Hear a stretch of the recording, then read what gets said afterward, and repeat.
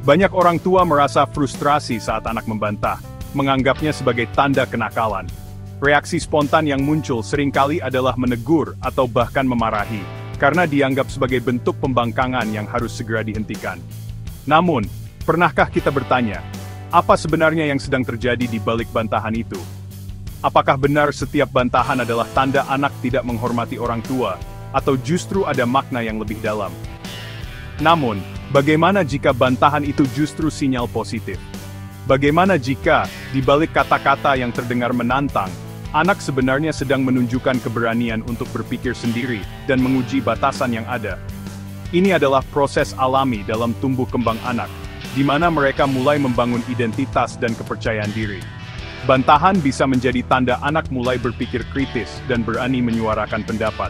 Mereka belajar untuk tidak hanya menerima segala sesuatu begitu saja, tetapi juga mempertanyakan dan mencari pemahaman yang lebih dalam. Ini adalah kemampuan penting yang akan sangat berguna di masa depan, baik dalam dunia pendidikan, pekerjaan, maupun kehidupan sosial. Bantahan adalah latihan intelektual. Anak sedang belajar menganalisis, menegosiasikan, dan membangun logika. Setiap argumen yang mereka sampaikan adalah upaya untuk mengasah kemampuan berpikir, menyusun alasan, dan mempertanggungjawabkan pendapat mereka sendiri. Proses ini membantu anak memahami bahwa setiap keputusan memiliki konsekuensi, dan bahwa mereka punya suara yang layak didengar. Ini adalah cikal bakal pemimpin masa depan. Berani bertanya, tidak sekadar mengikuti arus. Anak yang terbiasa mengemukakan pendapat dan mempertanyakan sesuatu, akan tumbuh menjadi individu yang mandiri, kreatif, dan mampu mengambil keputusan dengan percaya diri. Mereka tidak mudah terpengaruh oleh tekanan lingkungan, karena sudah terbiasa berpikir kritis sejak dini. Tentu saja, peran orang tua sangat penting dalam proses ini. Orang tua perlu membekali diri dengan pengetahuan dan keterampilan untuk menghadapi bantahan anak secara bijak. Dengan memahami bahwa bantahan bukan sekadar perlawanan, melainkan bagian dari proses belajar, orang tua bisa lebih sabar dan terbuka dalam berdialog. Tantangan bagi orang tua adalah mengubah sudut pandang, melihat bantahan sebagai peluang berdialog, bukan ancaman. Dengan begitu, hubungan antara orang tua dan anak menjadi lebih harmonis, penuh saling pengertian, dan jauh dari konflik yang tidak perlu. Sambut argumen anak, dengarkan, dan gunakan momen itu untuk membangun pemahaman bersama. Jadikan setiap perbedaan pendapat sebagai kesempatan untuk mengajarkan nilai-nilai penting, seperti empati, toleransi, dan kemampuan berkomunikasi dengan baik. Dengan begitu, kita menanamkan fondasi kepemimpinan sejak dini, bukan sekadar menuntut kepatuhan. Anak akan merasa dihargai, didengar, dan didukung untuk berkembang menjadi pribadi yang kuat dan bertanggung jawab. Mari ubah ruang keluarga menjadi tempat tumbuhnya calon pemimpin hebat. Dengan komunikasi yang terbuka dan penuh kasih, kita bisa menciptakan generasi yang siap menghadapi tantangan zaman, berani bersuara, dan mampu membawa perubahan positif bagi lingkungan sekitarnya. Ketika anak mulai sering berkata tidak, itu tanda otaknya berkembang pesat. Mereka sedang belajar membedakan keinginan sendiri, menguji batas, dan menegaskan identitas. Bantahan menunjukkan kepercayaan diri, berani berbeda pendapat dengan orang tua. Anak yang selalu patuh, justru berisiko kurang percaya diri dan mudah terpengaruh. Proses membantah melatih logika, kontrol emosi, dan kemampuan negosiasi. Lihatlah bantahan sebagai latihan mental yang membangun kemandirian dan ketangguhan. Dengan memahami proses ini, kita bisa membimbing anak menjadi pribadi yang percaya diri dan siap menghadapi dunia. Pola asuh otoriter memang sering dianggap efektif karena mampu menciptakan kepatuhan dan disiplin dalam waktu singkat. Namun di balik itu, pola asuh seperti ini seringkali menekan kreativitas, membatasi ruang anak untuk bereksplorasi, dan bahkan mematikan rasa ingin tahu alami mereka. Anak-anak yang tumbuh dalam lingkungan serba aturan cenderung takut mengambil risiko dan enggan mengemukakan pendapat. Akibatnya, mereka bisa kehilangan motivasi untuk belajar hal baru dan kurang percaya diri dalam menghadapi tantangan. Kreativitas dan rasa ingin tahu yang seharusnya tumbuh, justru terhambat oleh tekanan untuk selalu patuh tanpa bertanya. Jika kita ingin membesarkan anak-anak yang kelak menjadi pemimpin, saatnya mengubah pola pikir dari saya bos, menjadi kita tim. Jadikan keluarga sebagai ruang kolaborasi, bukan sekadar tempat menerima perintah. Libatkan anak dalam pengambilan keputusan sehari-hari, mulai dari hal kecil seperti memilih menu makan malam, hingga merencanakan kegiatan akhir pekan. Dengarkan pendapat mereka dengan sungguh-sungguh, dan berikan ruang untuk mereka berargumentasi, serta mengemukakan ide.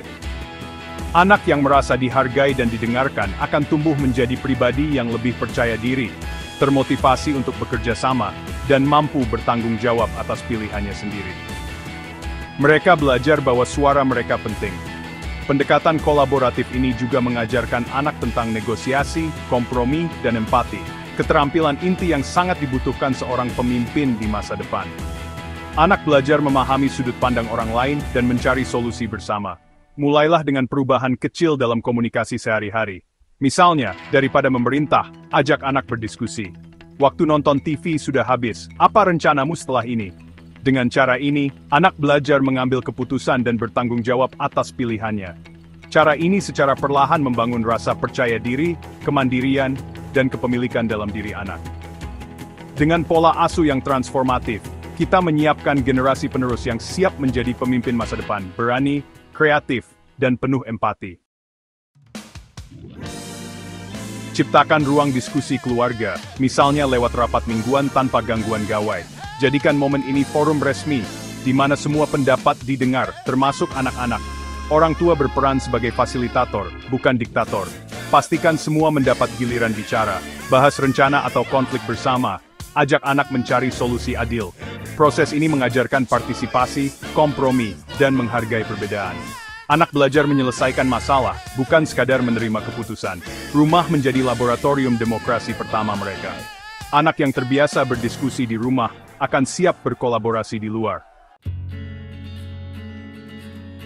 Libatkan anak dalam menyusun aturan keluarga agar mereka merasa memiliki. Aturan yang dibuat bersama lebih mudah dipatuhi, karena lahir dari kesepakatan, bukan paksaan. Diskusikan area konflik, dengarkan usulan anak, dan ajak mereka berpikir tentang konsekuensi. Sepakati juga konsekuensi bersama, bukan hukuman, tapi pembelajaran. Tulis aturan dan konsekuensi, tempelkan di tempat yang mudah dilihat. Orang tua menjadi penjaga komitmen, bukan polisi. Proses ini menanamkan demokrasi, tanggung jawab, dan integritas sejak dini. Anak yang selalu dibungkam akan tumbuh ragu, tidak percaya diri, dan sulit berpikir mandiri. Mereka cenderung pasif, mudah terpengaruh, dan takut mengambil keputusan. Sebaliknya, menekan potensi kritis bisa memicu pemberontakan destruktif. Anak yang tidak didengar di rumah bisa mencari perhatian lewat perilaku negatif di luar. Fasilitasi ruang aman untuk bertanya dan berdebat. Ini investasi masa depan. Kegagalan memberi ruang kritis merugikan anak dan masyarakat. Berikan anak kesempatan untuk berpikir, bertanya, dan berpendapat demi masa depan yang lebih baik. Disiplin sejati adalah mengajar, bukan menghukum. Disiplin positif membangun karakter dan keterampilan sosial, bukan sekadar menekan perilaku. Bantahan anak adalah peluang mengajarkan solusi, bukan alasan untuk marah. Berikan pilihan terbatas agar anak merasa punya kontrol, misal, mau mulai beres-beres dari mana? Fokus pada solusi, ajak anak berpikir, apa yang bisa kita lakukan agar ini tidak terulang? Hubungan yang hangat dan penuh hormat membuat anak lebih terbuka menerima bimbingan. Disiplin positif membentuk pemimpin yang empatik dan bertanggung jawab. Memberi ruang berpendapat kepada anak adalah bagian penting dalam membangun kepercayaan diri dan kemampuan berpikir kritis mereka. Namun, penting untuk diingat bahwa kebebasan berpendapat bukan berarti anak boleh berbicara seenaknya tanpa memperhatikan sopan santun. Orang tua perlu menegaskan bahwa setiap pendapat yang disampaikan harus tetap dalam batas-batas kesopanan dan rasa hormat, baik kepada orang tua, saudara, maupun orang lain di sekitarnya. Ajarkan keseimbangan antara hak berbicara dan kewajiban menghormati. Jelaskan bahwa setiap orang memang berhak menyampaikan pendapat, tetapi juga memiliki tanggung jawab untuk mendengarkan dan menghargai pendapat orang lain. Dengan begitu, anak belajar bahwa komunikasi yang sehat adalah komunikasi dua arah, bukan hanya soal berbicara, tapi juga soal mendengarkan. Tetapkan aturan diskusi di rumah, misalnya boleh berbeda pendapat, tapi harus disampaikan dengan sopan dan tidak memotong pembicaraan. Libatkan anak dalam membuat aturan ini agar mereka merasa dihargai dan lebih mudah mematuhinya. Aturan yang jelas akan membantu anak memahami batasan dan cara menyampaikan pendapat dengan baik. Jika anak melanggar batas, ingatkan dengan cara yang lembut dan konsisten.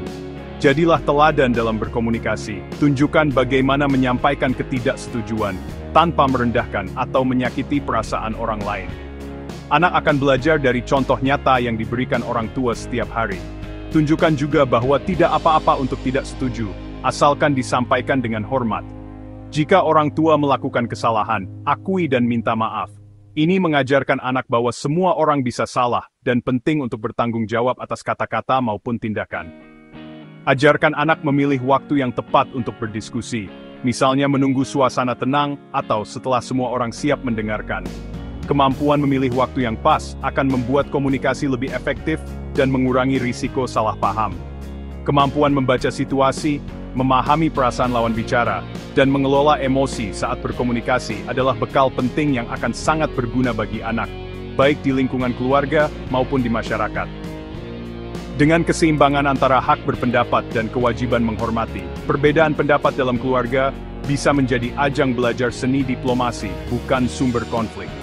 Anak pun akan tumbuh menjadi pribadi yang mampu menyampaikan pendapat dengan elegan, bertanggung jawab, dan tetap menghargai orang lain dalam setiap situasi. Setiap perdebatan kecil di rumah adalah latihan kepemimpinan bagi anak. Di ruang keluarga, mereka belajar mempertahankan ide, menerima penolakan, dan mencari kompromi. Anak yang suaranya dihargai akan tumbuh menjadi warga aktif dan peduli. Mereka berani menyuarakan keadilan dan membawa perubahan positif.